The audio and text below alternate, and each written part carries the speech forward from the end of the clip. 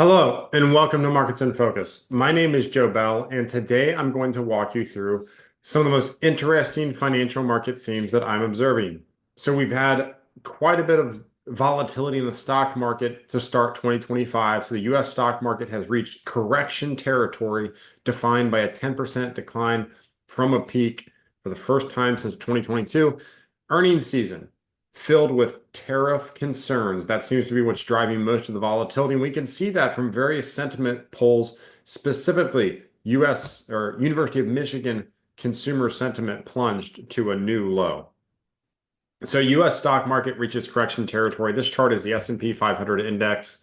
And you can see from election day all the way to the bottom on Thursday's close, 10% from the peak, just over 10%. The S&P 500 fell, which traditionally is considered correction territory. Most of this has been driven by a lot of the tech large cap growth names. Remember, those were the names that have been really, really good during the past few years. They've really been lagging. Small caps, they have been lagging for a while. In fact, they peaked back in November and they were actually at their low about 18%, close to that 20% bear market that we say. Now, a lot of the volatility, why are we seeing this?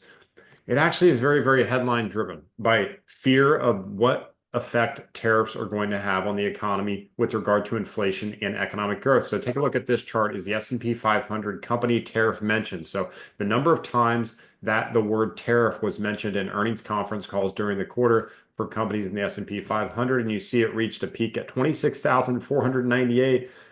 Wow, look how much larger it was than the previous peak. So 2017-18, we had it spike up after Trump was elected in his first term, but it is reaching a very significant level, more than anything we've ever seen in history. And it's all about tariffs right now, potential tariffs wars as countries going back and forth with the US about what the rates are going to be. And we can know this if we look at these sentiment polls. Take a look at the University of Michigan Consumer Sentiment Poll. It has been declining for some time here. And we can look at the reading that just came out this week at 57.9 was a 10.5% decline from February, which remember, February is really low as well. It's now the lowest level since 2022. When you look underneath the surface of what's causing so much angst, a lot of it is related to inflation. In fact, the 1 year expected inflation from consumers is at 4.9%. Remember, the actual inflation is somewhere around 2.8 to 3%. So consumers very fearful about tariffs, the tariff war, what that's going to mean for inflation and the cost of goods and services over the next 12 months. And that's causing a lot of angst for not only consumers and their expectation for inflation, but stock market investors as well. Because if there's one thing markets don't like, it's uncertainty. And right now, there's a lot of it. Now, state of Illinois had a contest. A lawmaker had a really good idea. He said, let's go ahead and put a contest together for our residents to see if we can vote for a new, redesigned, more modern, more timely flag to represent the great state of Illinois. And they went out and they had about 400,000, nearly 400,000 votes.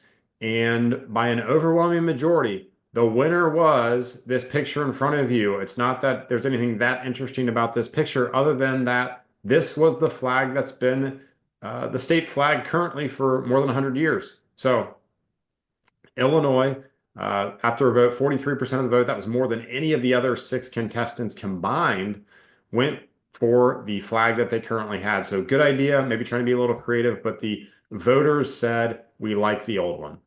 With that, I want to thank everyone for watching, and I'll see you next time.